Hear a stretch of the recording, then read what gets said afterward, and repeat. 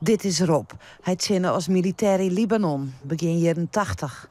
Zo'n 2015 had hij de diagnose PTSS. Terwijl ik vroeger, voordat ik PTSS had, of filmtherapie ging, toen werkte ik 60, 70 uur. Ook om het te vergeten, om niet te hoeven denken. En, daarvoor heb ik jarenlang heel hard gewerkt. Ja, veel met een paar dingen, met de patrouilles, het schieten over me heen. Maar ook de spanning van wat gaat er gebeuren. Je zit daar constant onder spanning. En natuurlijk sturen dan de leuke foto's sturen wel terug. Maar hier zit het. En dat kan je niet wegsturen.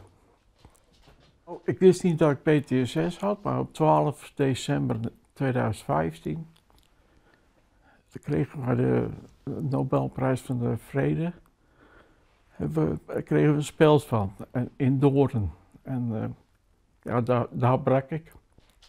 Zoveel jaar later. Ja. Ja. In 2015 ging het laadje open. En toen had ik het. Ik heb nu 6 jaar therapie gehad. Ik ben sinds 22 december uitbehandeld. Overgedragen aan het vak. En het vak heeft mij overgedragen aan Mindhub. En die komen dan een uurtje thuis. Voor de persoonlijke verzorging of eten, voor het koken.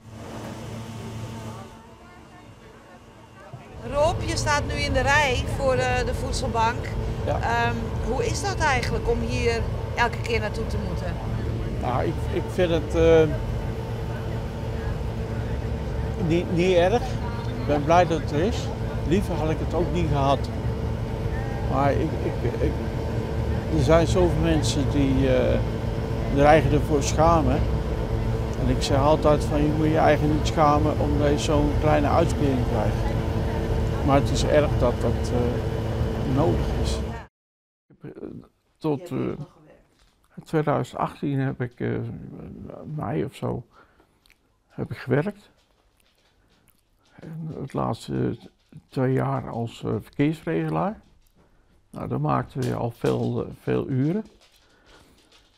En ja, toen moest ik van de psychiater medicijnen. En ik moest 2 weken aan medicijnen wennen. En na 2 weken zei ze van nou, je mag weer werken. En toen ik zei dat tegen mijn psycholoog. En die zei nee, je gaat niet werken. Want je gaat eerst rust. En die gaat niet die 70 uur, want dan kun je me niet behandelen. Dan blijf je op hetzelfde niveau zitten.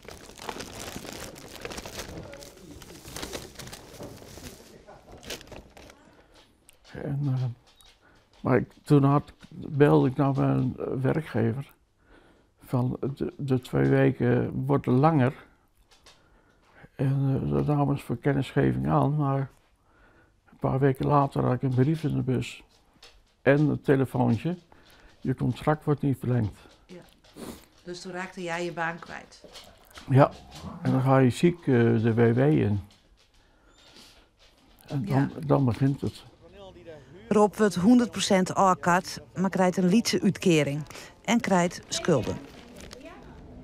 Ja, ik lette hier op mijn rekening en ik kocht maar en ik deed maar. En ergens naartoe rijden of ja, dat deed ik. Maar niet opletten. Hoe kwam dat? Ja, er geen zin in of niet aan gedacht. Niet aan gedacht. En toen kwam van de woningstichting dat ik mijn huur niet betaalde. En toen heb ik via het Veteraneninstituut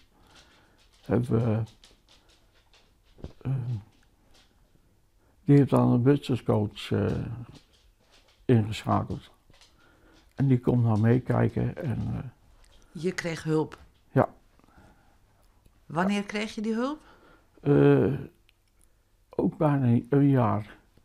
Ook in Iets langer, 2021, zeg maar. Want zij heeft voor mij de voedselbank geregeld.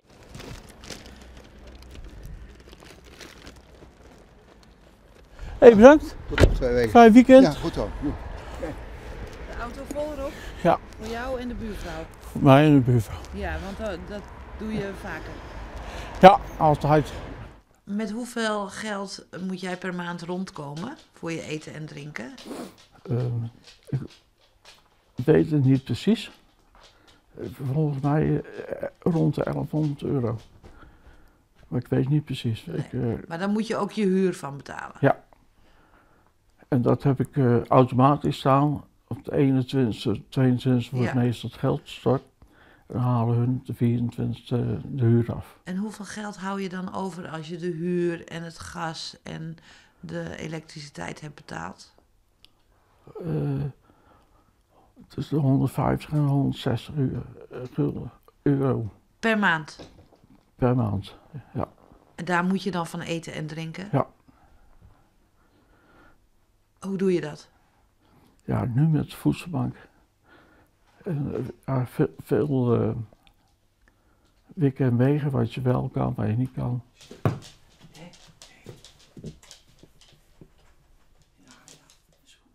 En ik zorg ook altijd dat mijn beesten het eerste hebben.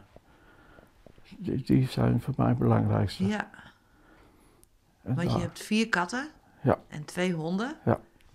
Die zijn erg belangrijk voor je, heb ik begrepen. Waarom? Ja, een dier geeft liefde zonder terug te vragen. En ze komen altijd bij je terug. Ook als je een keer boos bent, ze komen toch terug.